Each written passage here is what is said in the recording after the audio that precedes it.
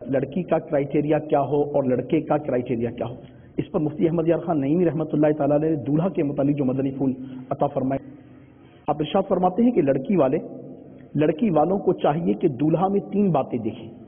لڑکی والوں کو چاہیے کہ دولہا میں 3 باتیں دیکھیں۔ اول، وہ تندرست ہو، کیونکہ زندگی کی بہار تندرستی سے ہے۔ دوسرے، اس کے چال چلن اچھے ہوں، بدمعاش نہ ہو، شریف لوگ ہوں۔ تیسرا یہ کہ لڑکا ہنر مند ہو اور کماؤ ہو کہ کما کر اپنے بیوی بچوں کو پال سکے۔ ہاں، حلال کا لحاظ ہر حال میں ضروری ہے، مالدار کا کوئی اعتبار نہیں کہ یہ چلتی پھرتی چاندنی ہے۔ حدیث پاک میں ہے کہ نکاح میں کوئی مال دیکھتا ہے، کوئی جمال، مگر تم دینداری دیکھو۔ یہ بھی یاد رکھو کہ 3 قسم کے لوگوں کے 3 قسم کے مالوں میں برکت نہیں۔ ایک تو زمین کا پیسہ، یعنی زمین یا مکان فروخت کر کے کھاؤ، اس میں کبھی برکت نہیں۔ چاہیے یا تو زمین نہ فروخت کرو، اور اگر فروخت کرو تو اس کا پیسہ زمین ہی میں خرچ کرو۔ دوسرے، لڑکی کا پیسہ، کہ لڑکی والے جو روپیہ لے کر شادی کرتے ہیں اس میں برکت نہیں اور پیسہ لینا حرام ہے، کیونکہ یا تو یہ لڑکی کی قیمت ہے یا رشوت، یہ دونوں حرام ہیں۔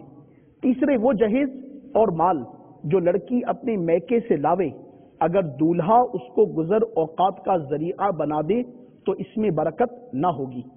لڑکے کو چاہیے کہ اپنے قوت بازو پر رب العالمین کی رحمت سے بھروسہ کرے، نماز، روزے اور احکام شریعت کی پابندی کرے، داڑھی نہ منڈائے۔ یہ بھی یاد رہے کہ دینداروں کی بیویاں فیشن والوں کی بیویوں سے زیادہ آرام میں رہتی ہیں۔ اول تو اس لیے کہ دیندار آدمی خدا کے خوف سے بیوی بچوں کا حق پہچانتا ہے۔ دوسرا یہ کہ دیندار آدمی کی نگاہ صرف اپنی بیوی پر ہی ہوتی ہے، اور آزاد لوگوں کی ٹیمپریری بیویاں بہت سی ہوتی ہیں جن کا دن رات تجربہ ہو رہا ہوتا ہے۔ وہ ہر پھول کو سونگھتا اور ہر باغ میں جاتا ہے، کچھ دنوں تو اپنی بیوی سے محبت کرتا ہے، پھر آنکھیں پھیر لیتا ہے، مگر اس کی نسبت جو دیندار ہے، پرہیزگار ہے، متقی ہے، فرما بردار ہے، عاشق رسول ہے، الحمدللہ رب العالمین، وہ اپنے اہل کی عزت، اہل کی عصمت اور اہل سے محبت کا پراپر اہلیت کا حامل ہوتا ہے۔ لہذا جب بھی کوئی بہن کے لیے، بیٹی کے لیے یا کسی خاتون کے لیے رشتے کے تعلق سے ترکیب بنانا مقصود ہو تو چاہیے کہ ان مدنی پھولوں کو مد نظر رکھ کر دولہا کا چناؤ کیا جائے، تو رب العالمین عز و جل کی رحمت انشاءاللہ عز و جل اس کی شادی خانہ آبادی کا سامان بنے گی انشاءاللہ۔